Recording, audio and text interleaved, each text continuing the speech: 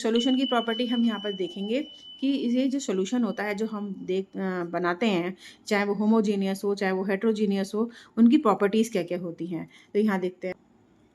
तो प्रॉपर्टी क्या होती है, a solution in homogeneous mixture, the particle of solution are similar smaller than 1 nanometre.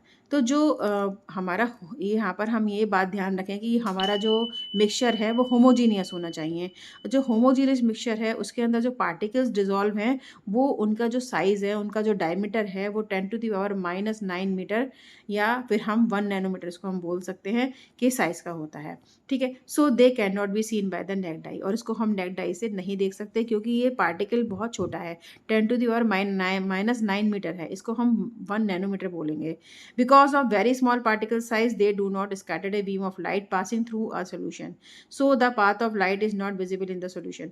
तो जो ये हमारा होमोजेनियस मिक्सचर होता है जिसके अंदर हम सॉल्ट, वाटर के अंदर सॉल्ट मिलाते हैं, जिसका साइज बहुत ज़्यादा छोटा होता है, इवनली डिस्ट्रीब्यूट होते हैं, नेक्ड आई से हम नहीं देख सकते हैं, तो उसके अंदर कोई भी लाइट विजिबल नहीं हो सकती। उस सॉल्यूशन के अंदर अगर हम लाइट बीम को डालेंगे तो उसके पाथ को भी हम विजिबल नहीं कर सकते।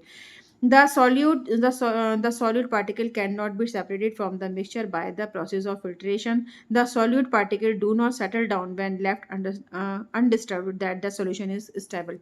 तो यहाँ पर एक सेकंड बात बोली है कि जो पार्टिकल्स हैं सॉल्यूशन के अंदर और सॉल्यूट के जो पार्टिकल्स हैं उनको हम सेपरेट भी नहीं कर सकते क्योंकि वो होमोजेनियस मिक्सचर है और पार्टिकल का साइज बहुत छोटा है, 10⁻⁹ मीटर या फिर 1 नैनोमीटर के इक्वल है।